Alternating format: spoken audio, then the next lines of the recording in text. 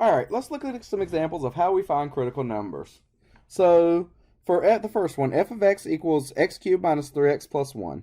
So the first thing you always have to take into account is find the domain of the function, because if it's not in the domain, it can't be a critical number. So for this one, f of x equals x cubed minus 3x plus 1, think about the type of function this is. So in this case, this is a polynomial, so we automatically know the domain of this function is negative infinity to infinity. So it's all real numbers. You can have any value.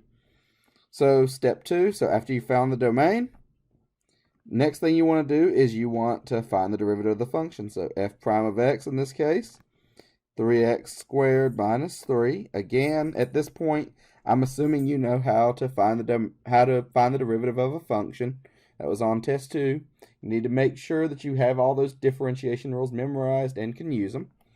So let's factor this out a little bit, simplify. So this is 3 times x squared minus 1, which then we can factor x squared minus 1. It's a difference of squares, so this becomes 3 times x plus 1, x minus 1.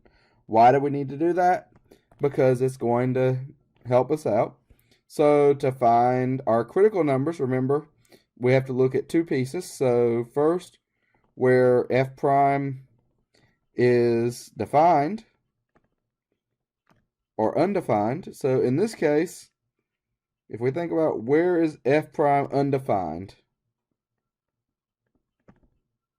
well, f prime is a polynomial, right? Just like f was. So f prime is undefined, never. So that means we don't get any critical numbers from that part. So then the other criteria, f prime of x equals 0. Well, we just said f prime of x, so we went ahead and factored it because that's going to make our life easier in finding these. So 3 times x plus 1, x minus 1 equals 0. Divide by 3 on both sides, so x plus 1, x minus 1 equals 0. And so then that's going to be whenever x plus 1 equals 0 and x minus 1 equals 0. So x equals negative 1 and x equals 1. These are our critical numbers.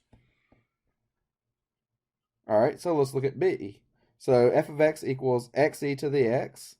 So again, domain of this is going to be all real numbers. So step 2, differentiate. So f prime of x. Now to find this derivative, what do we have to do? That's right, product rule. So that's xe to the x, so first times derivative of the second, plus second times derivative of the first, so plus e to the x times 1, right? So f prime of x then is e to the x times x plus 1, factoring again. So is this ever undefined? Well, f prime of x, undefined, never, right?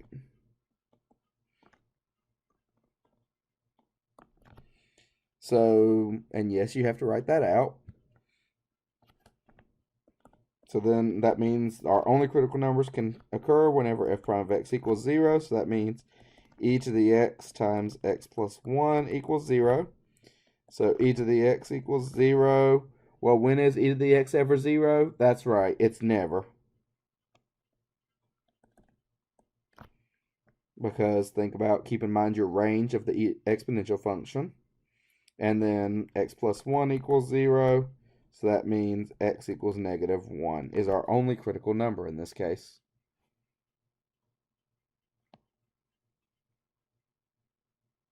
All right, part C. So f of x equals sine squared x minus sine x on the interval 0 to 2 pi, not including those. So in this case, I specified your domain for you. So your domain is that 0 to 2 pi, open interval. So we can jump straight to the derivative. So f prime of x in this case. So derivative of sine squared x, make sure you're working through that using the chain rule. It's going to be 2 sine x cosine x minus the derivative of sine x, which is cosine x. So cleaning it up, we have cosine x times 2 sine x minus 1 for our derivative.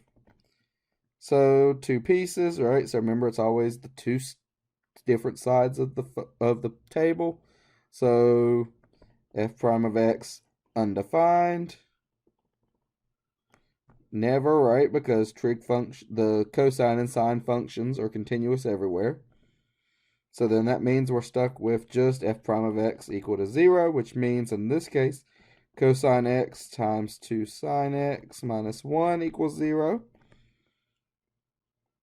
So setting the pieces equal to 0, so cosine x equals 0. And so just remembering in this case, our domain 0 to 2 pi. So on 0 to 2 pi, where is cosine x equal to 0? Only at x equaling pi over 2 and x equaling 3 pi over 2. And then the other equation, so 2 sine x minus 1 equals 0. So 2 sine x equals 1. Sine x equals 1/2. So where is sine x equal to 1/2? On 0 to 2 pi. So only whenever x equals pi over 6 and x equals 5 pi over 6. So in this case, we have 4 critical numbers. So we have x equaling pi over 2, x equaling 3 pi over 2, x equaling pi over 6, and x equaling 5 pi over 6 are our 4 critical numbers. All right, the last one, D, so f of x equals 2x over x minus 1. So step 1, find your domain. In this case, our domain, because we can't divide by 0, is going to be negative infinity to positive 1, union 1 to infinity. So remember, just set the denominator equal to 0, exclude all x values where it is equal to 0, right? In this case, excluding x equaling 1. So now our derivative, so using the quotient rule, so it's going to be x minus 1, so low d high, so times 2, minus 2x times 1, so that's the high d low part, all over low squared, so all over x minus 1 squared. Cleaning that up, we have 2x minus 2 minus 2x over x minus 1 squared. So we end up f prime of x equals negative 2 over x minus 1 squared. So same idea, where is f prime of x undefined? Well, f prime of x is undefined whenever x minus 1 squared equals to 0, right? So square root both sides. So we have x minus 1 equals 0. That gives you x equals 1. Well, can that be a critical number? No, because it's not in the domain. So we ignore the x equaling 1, just cross through it. So now f prime of x equals 0. So that means, in this case, if you think about it, right, so you're doing negative 2 over x minus 1 squared equals 0. So first thing you're going to do is you're going to multiply both sides by x minus 1 squared, right? So negative 2 equals 0. But that's not true, right? Negative 2 does not equal 0. That doesn't make any sense. So f prime of x, never undefined. F prime of x, never 0. So there, f prime of x in this case, so f of x has no critical numbers.